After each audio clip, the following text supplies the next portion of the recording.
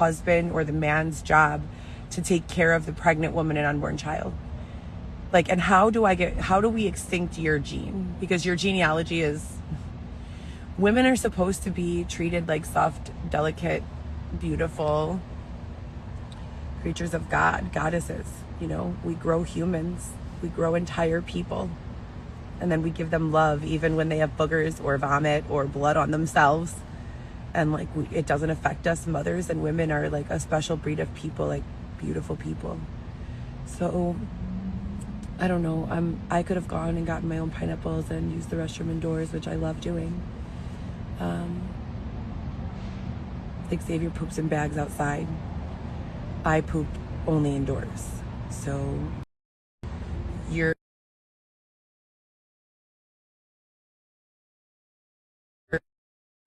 you get your facts from a person who approached me saying that his brother was some sort of authority with the district attorney, and that God and his brother sent him to help me and offer me that apartment on the Gold Coast for safety and protection, which was all clearly a lie. So Xavier tells the truth. Where?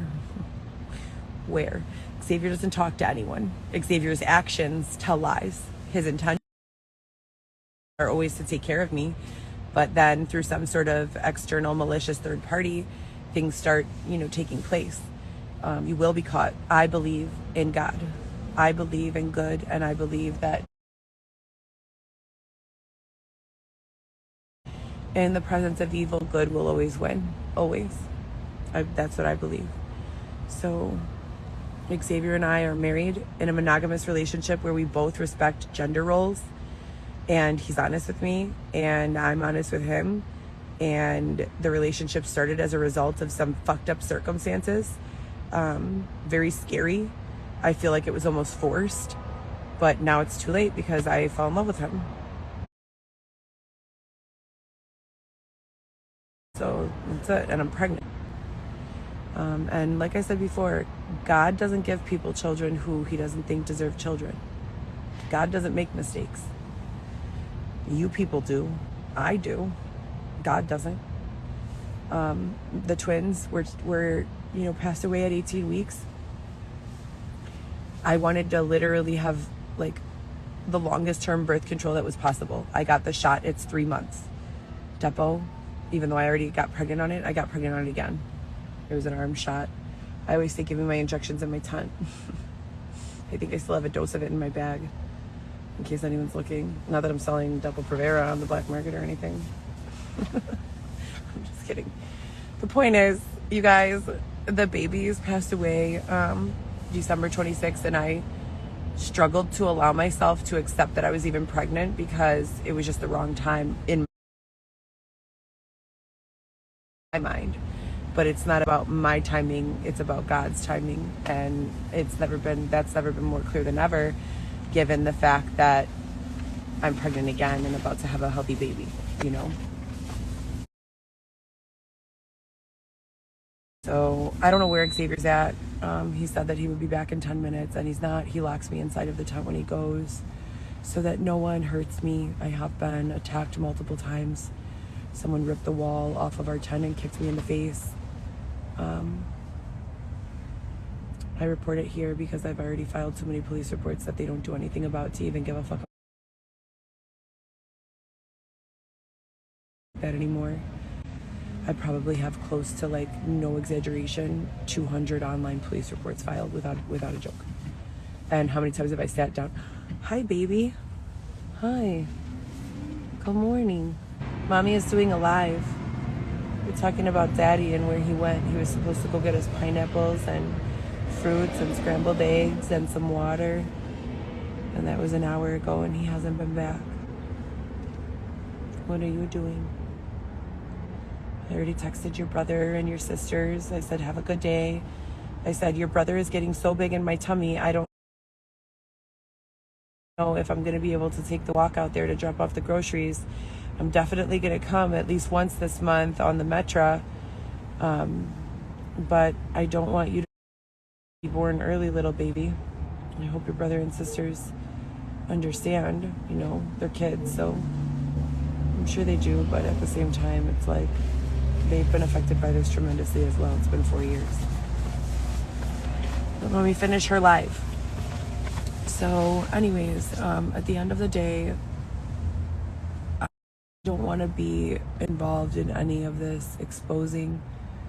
I don't believe in the ugly parts of the world, and I believe that the more we focus on the good over the evil, and the more we help every situation be handled with the care, compassion, respect, and goodness that it deserves, the more we will squash out the evil. Like the people who walk by and for no other reason than they're nasty then they're just nasty, awful people, start confrontation because we're in a tent. Like, why are you mad? Why are you mad? This is not the life I want. I'd much rather be paying rent, you know?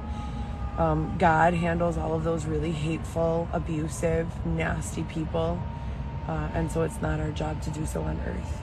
It's our job to come up with solutions to the hate. So if someone comes over here and so like they did on Monday and disconnected something from our little camp here and they stole another one of Xavier's cell phones that he found.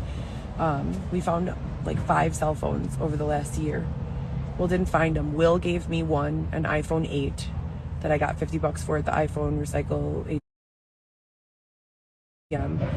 Either they've been donated or we found them. And he found one on the side of the road by Belmont Harbor, an iPhone, I think 13. And literally this bitch steals the phone out of our cart and then is telling Xavier in person, you stole my phone. And I'm sitting there like, this woman is insane. The phone was found with no one around it on the side of my iPhone. Doesn't map you to someone's like coordinates of where they are. Like it tells you like an approximation.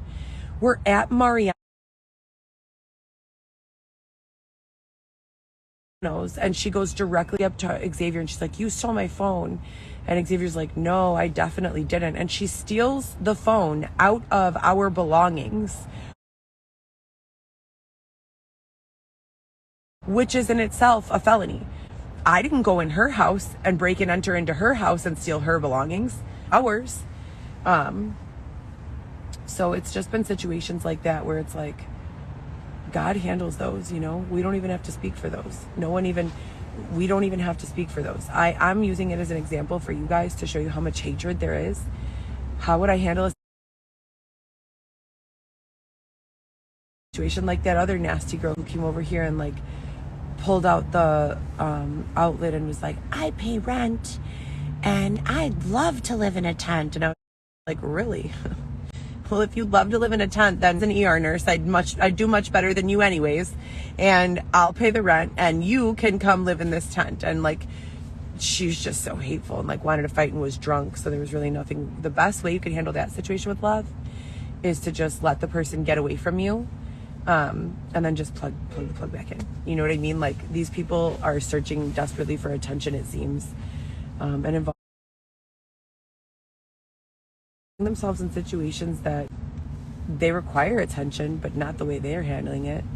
Like if you see a homeless person, evil will harm that person, steal from that person, further exploit that person. Goodness, godliness would never engage in anything like that. If you see a person who can barely even feed themselves at the time due to whatever oppressive state they're living in, why would you make that harder on the person? That's evil. And so I just firmly believe that at the end of the day,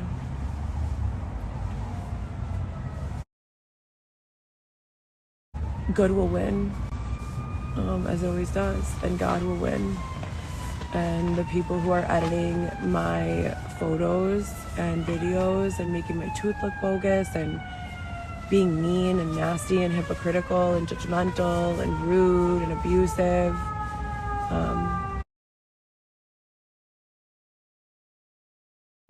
they'll learn the hard way. I've never been, in all the years I've been online, I've never once been in someone's comments being mean. Not one single time. So it's always very interesting to me. It's like Gary Vee always says, like how just analyzing the people who are writing and analyzing like the commentary